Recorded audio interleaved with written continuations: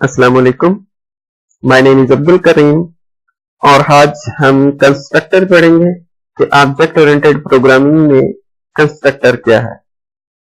तो ये कंस्ट्रक्टर क्या होता है इसको तो हम बाद में डिस्कस करेंगे, लेकिन सबसे पहले हम देखते हैं कि हम कंस्ट्रक्टर को यूज क्यों करते हैं। तो जब हमें पता लग जाएगा कि हम कंस्ट्रक्टर को यूज क्यों करते हैं तो फिर हम देखेंगे कि कंस्ट्रक्टर क्या होता है और कैसे यूज करते हैं। तो सपोज करें कि मैं एक क्लास बनाता हूं, ठीक है, और क्लास का मैं नाम रख लेता हूं मैंगो, राइट। और इसके अंदर मैं एक डेटा मेंबर यानी वेरिएबल बनाता हूं, इंटीजर z, ठीक है। और मैं चाहता हूं कि इस z को मैं इनिशियलाइज करूं, यानी कोई भी वैल्यू दूं। सपोज मैं इसको 0 असाइन करना चाहता हूं। तो जब मैं इसको इनिशियलाइज करूंगा तो क्लास के अंदर एक रूल है कि आप जो डेटा मेंबर हैं उनको यहां पे कोई भी वैल्यू असाइन नहीं कर सकते, ठीक है। तो आप देखें, मैं इसको रन करता हूं, एक एरर आ रही है, can not initialize a class member here, यानी आप इनको यहां पे वैल्यू असाइन नहीं कर सकते। अगर आप इस z को वैल्यू असाइन करना चाहते हैं तो आपको क्या करना पड़ेगा, आपको एक स्पेशल फंक्शन बनाना पड़ेगा इसके लिए। यानी मैं एक फंक्शन बनाता हूं जिसके अंदर हमने यानी z को वैल्यू इनिशियलाइज करनी है यानी सेट करनी है। तो मैं एक सेट का फंक्शन बनाता हूं और इसके अंदर मैं इसको वैल्यू असाइन कर देता हूं कि z equal to 0।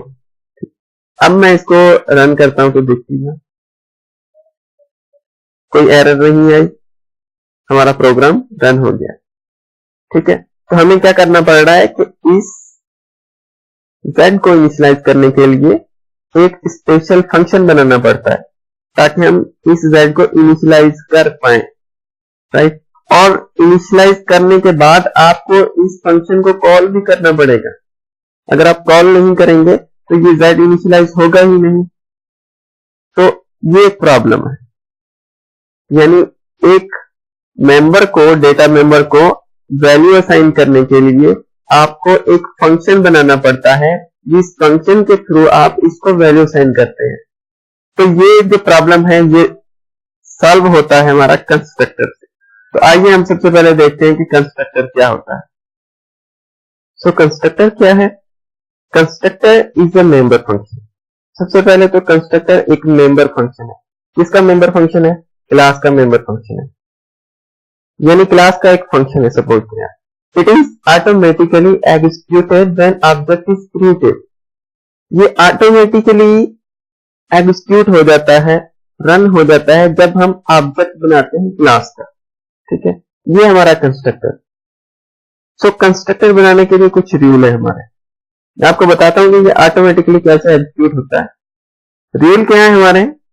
First rule है, कंस्ट्रक्टर का नाम वही होगा जो क्लास का नाम होगा, same name as class name, ठीक है। पहला रूल इसका ये है। दूसरा इसका रूल ये है कि हम इसके अंदर ओवरलोडिंग कर सकते हैं। ओवरलोडिंग का मतलब होता है कि सेम नाम हो लेकिन आर्ग्यूमेंट डिफरेंट हो। तो यानी ओवरलोडिंग का मतलब है कि इसके अंदर हम आर्ग्यूमेंट पास कर सकते हैं, ठीक है। Argument can be pass, right. उसके बाद अगर हम इसको देखें तो इसके अंदर रिटर्न वैल्यू नहीं होती, तो हम लिख सकते हैं नो रिटर्न वैल्यू, यानी आप कभी भी इसके अंदर रिटर्न वैल्यू नहीं दे सकते। जैसे आप फंक्शंस में करते हैं कि आपने रिटर्न वैल्यू इंटीजर दे दी, फ्लोट दे दी, ठीक है। इसके अंदर रिटर्न वैल्यू नहीं होती। सो लेट्स हम इसका एग्जांपल लेते हैं और क्लास में जाके हम कंस्ट्रक्टर बनाते हैं। हम रूल इसके पढ़ के आए हैं कि हमने कंस्ट्रक्टर कैसे बनाना है। सो रूल क्या था कि सबसे पहले जो कंस्ट्रक्टर है उसका नाम वही होना चाहिए जो क्लास का नाम है। सपोज मैं इस फंक्शन को, ये वाला जो फंक्शन है, इसको कंस्ट्रक्टर बनाना चाहता हूं ताकि मैं z को वैल्यू असाइन कर सकूं।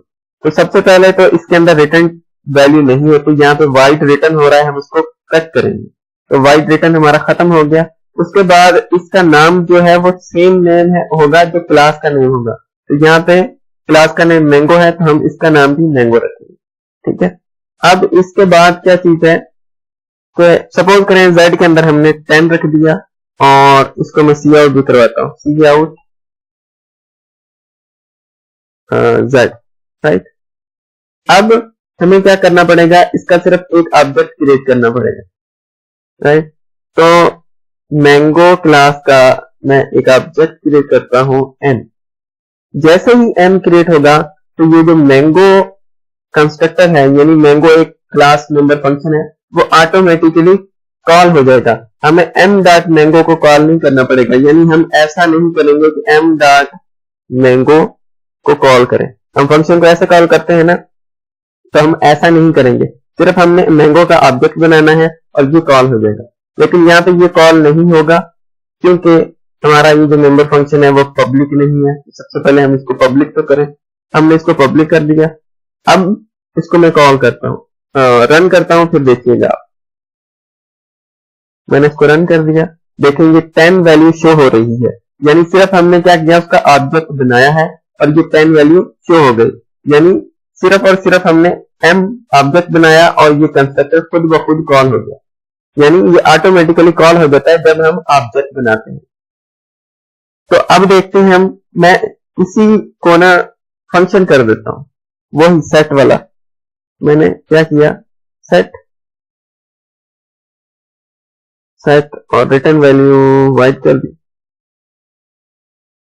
ये हमारा एक क्या हो गया, फंक्शन हो गया।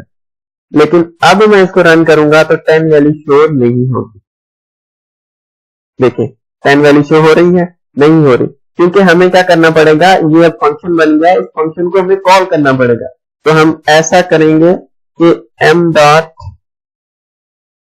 को कॉल करेंगे। जब हम इसको कॉल करेंगे तो ये वैल्यू असाइन होगी, अदरवाइज ये वैल्यू असाइन नहीं होगी, ठीक है। ये देखें 10 वैल्यू असाइन होगी और वो शो भी होगी। तो अब रीजन आता है कि हम कंस्ट्रक्टर का इस्तेमाल क्यों करते हैं, ठीक है। करते तो हम इनिशियलाइज करने के लिए है, लेकिन जब हम क्लास के अंदर किसी और फंक्शन का यूज करते हैं तो हमें इस फंक्शन को कॉल भी करनी पड़ती है ताकि वैल्यू असाइन हो जाए। लेकिन जब हम कंस्ट्रक्टर के अंदर वैल्यू असाइन करेंगे तो हमें इस फंक्शन को कॉल करने की जरूरत नहीं पड़ेगी, हम कॉल करने के बगैर ही इसको वैल्यू असाइन कर देते हैं। यही ऑब्जेक्ट क्रिएट होगा और वैल्यू असाइन हो जाएगी। लेकिन अगर हम किसी फंक्शन के थ्रू इसको वैल्यू असाइन कर रहे हैं तो उस फंक्शन को कॉल भी करना पड़ेगा। समटाइम हम बड़ा प्रोग्राम लिख रहे होते हैं तो हम इस फंक्शन को, यानी जिसके अंदर हमने वैल्यू असाइन किया, उसको कॉल करना भूल जाते हैं, तो हमारा टोटल का टोटल आउटपुट जो होता है वो रॉन्ग हो जाता है। तो इसलिए हम कंस्ट्रक्टर बनाते हैं ताकि ऑब्जेक्ट क्रिएट करें और कंस्ट्रक्टर कॉल हो जाए और हमारी वैल्यू असाइन हो जाए। क्योंकि हमें ऑब्जेक्ट तो क्रिएट करना ही पड़ेगा, क्योंकि हमने ऑब्जेक्ट के थ्रू ही इन फंक्शंस को एक्सेस करना है। यानी यहाँ पे और भी बहुत सारे फंक्शंस हैं, उनको हमने एक्सेस करना है, तो ऑब्जेक्ट तो क्रिएट करना ही पड़ेगा। तो जैसे ही हम ऑब्जेक्ट क्रिएट करेंगे तो जो वैल्यू होगी वो ऑटोमेटिकली असाइन हो जाएगी, राइट। सो ये था constructor, right. So thank you for watching this video. आगे हम कंस्ट्रक्टर के टाइप पढ़ेंगे, जो डिफरेंट टाइप हैं कंस्ट्रक्टर के, और उनका यूजेज भी पढ़ेंगे। So thank you for watching this video and Allah Hafiz.